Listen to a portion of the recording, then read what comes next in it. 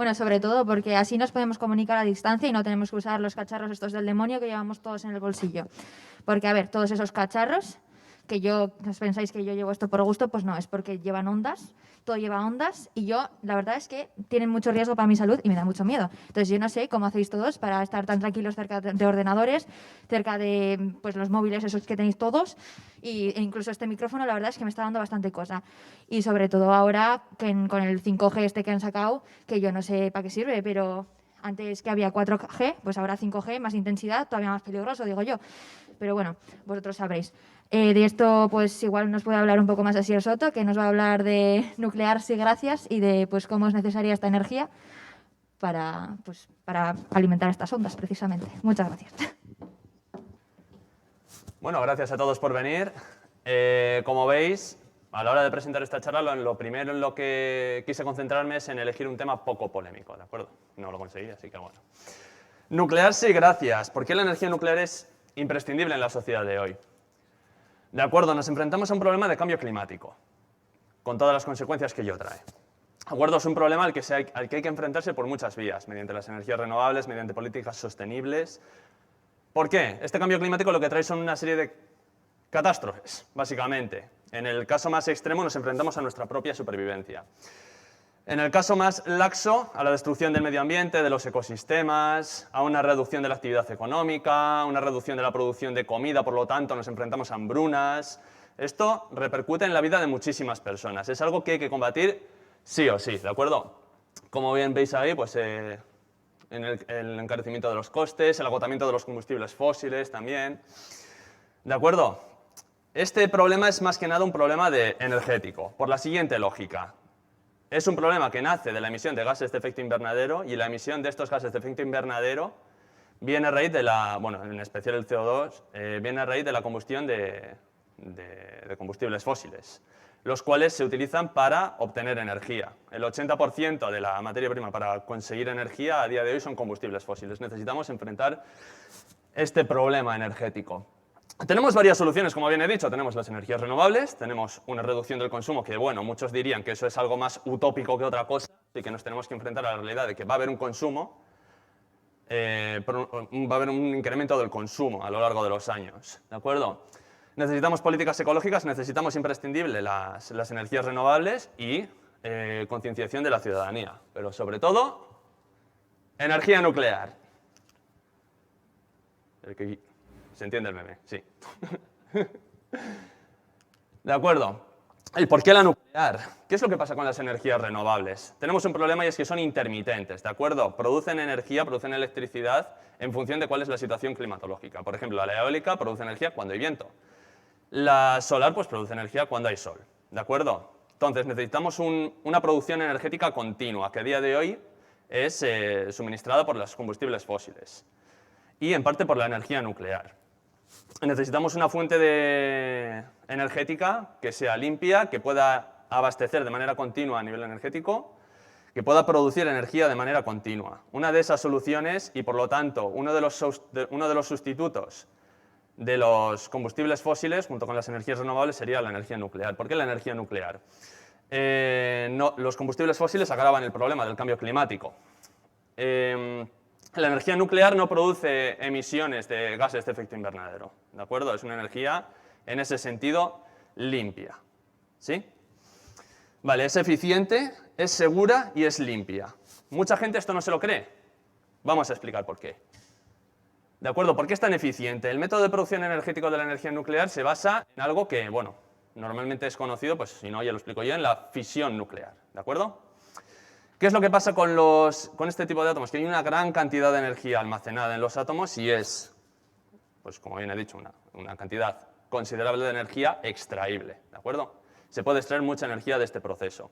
¿Cómo funciona? Pues el señor neutrón llega al uranio 235 y el átomo de uranio absorbe el neutrón. Estos neutrones llegan a velocidades bajas, ¿de acuerdo?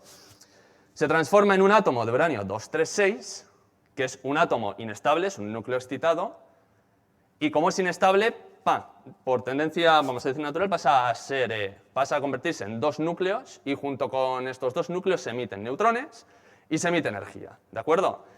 Estos neutrones se utilizarán para, bueno, lo veremos luego un poquito más, pero se utilizarán para generar una reacción en cadena. Estos neutrones, pues, mediante los distintos controles que se hacen en la central nuclear, llegan a otros átomos de uranio 235 y se genera una reacción en cadena.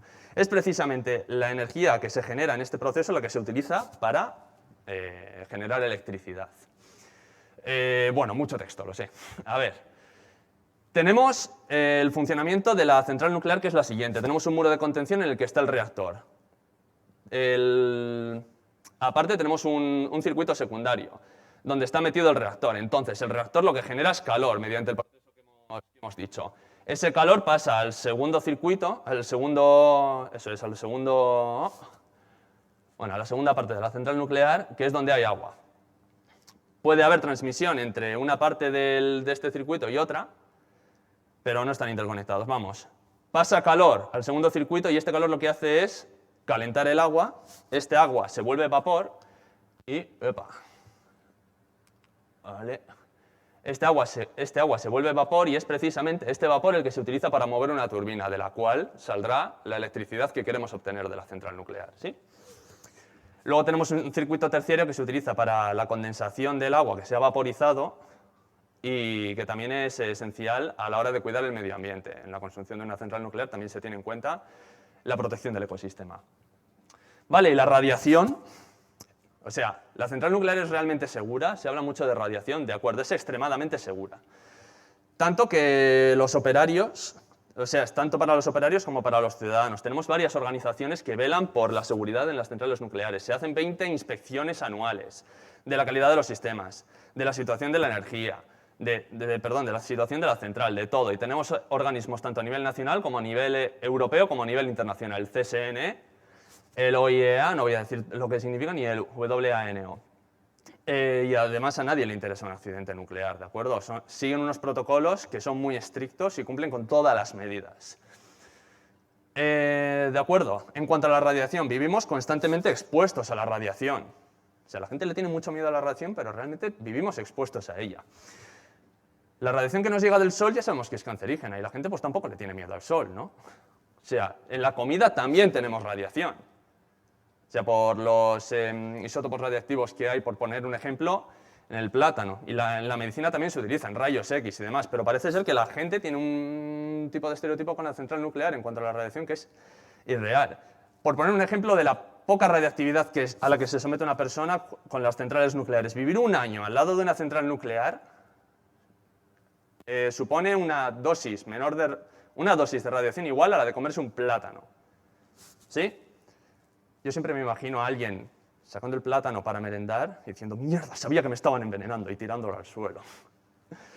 No, tranquilidad, o sea, podéis seguir comiendo plátanos, ¿de acuerdo? Ya, no. ¿De acuerdo? Hablemos de radiación. Hablando de radiación, perdón. Bueno, ¿qué está mal en esta imagen? Pregunta para el público. El verde, ¿no? De acuerdo, el material radiactivo no es verde. El color más cercano al material radiactivo es el que vemos en los reactores nucleares, el de la radiación de Cherenkov. Esta radiación, bueno, ya se ha expuesto antes, se genera porque las partículas en el medio acuático se mueven más rápido que la luz en ese medio. Ya sabéis que la luz tiene una velocidad en el vacío, pero en el medio material tiene otra.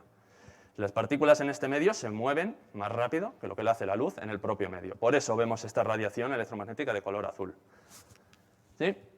Limpio y los residuos, de acuerdo. Con los residuos no me voy a poner a explicar qué tipos de residuos hay. Bueno, hay de 3 tipos, de alta, media y baja radiación. Pero es una gestión increíble. Ya nos gustaría tener este tipo de gestión en los residuos, este tipo de gestión como la que tenemos en los residuos nucleares en otros aspectos. Ya podríamos tener esta gestión, la gestión que tenemos con los residuos nucleares en la gestión de los residuos de, por ejemplo, la industria química. Resto decir que es muchísimo más segura la gestión de los residuos radiactivos que el resto de industrias, ¿de acuerdo? Por poner un ejemplo, en Estados Unidos no ha habido ni una triste muerte por exposición a residuos o por estar sometido a los residuos, ¿de acuerdo? Es el país que más centrales nucleares tiene a nivel mundial. Ni una triste muerte. Y accidentes yo tampoco he oído hablar de ninguna. El almacenamiento es seguro y eficaz. Ya no solo los lugares de contención, los lugares en los que se almacena, sino que también dónde se almacena. Los barriles son a prueba de todo. ¿Cuántos residuos se generan? 0,04 gramos por español, sí, ¿no? Por español al día contra los 13 kilogramos de CO2 que se generan por combustible fósil. ¿De acuerdo? Vemos. Y como bien decía, es una energía muy eficiente. Necesitamos por español y día 0,68 gramos de combustible nuclear frente a los 5,44 kilogramos de combustibles fósiles que se necesitan para abastecer las necesidades energéticas. ¿De acuerdo? No puede explotar como una bomba atómica. El enriquecimiento de uranio que encontramos en las centrales nucleares y el enriquecimiento de uranio que encontramos en las bombas atómicas es muy distinto. En la bomba atómica encontramos un 90% de enriquecimiento y en las centrales nucleares entre un 3 y un 4. Es imposible, es físicamente imposible que explote como una bomba nuclear. Lo que sale de estas chimeneas no es nada peligroso, es vapor de agua. De hecho, estas chimeneas, que son las torres de refrigeración, se utilizan para preservar y para proteger los ecosistemas, para que el agua que pasa, por ejemplo, a los ríos, no esté demasiado caliente. Sí, Fukushima y Chernóbil. Fukushima, no hubo ni muertes por radiación, ni en los trabajadores, ni en los ciudadanos, ni ningún aumento de dosis ni ningún aumento de probabilidad de tener cáncer por radiación. De hecho, las radiaciones que recibieron fueron 10 veces menores al límite estipulado. En Chernóbil, tecnología de 1986. Es que comparar una tecnología actual con una de 1986 ya de base es ridículo. Perdón, me comparas un avión de hoy día con la de 1986, ya de base es esto. Entonces, lo que tenemos que hacer es un análisis de coste-beneficio. Con las centrales nucleares tenemos que el riesgo que tenemos asociado a las centrales nucleares es muchísimo menor que el beneficio que podemos obtener. España, este es ya el último dato que doy. España como ejemplo. 2017 se hace un estudio de lo que pasaría si se cerraran las centrales nucleares, las consecuencias. Un aumento en el 20% del precio de la electricidad, un aumento entre el 88 y el 117% de las emisiones de CO2 y bueno, yo creo que ya es son bastantes datos. ¿Por qué? Porque esa energía nuclear se sustituiría por gas natural. Para más divulgación me podéis seguir en Twitter. Con esto es todo, muchas gracias.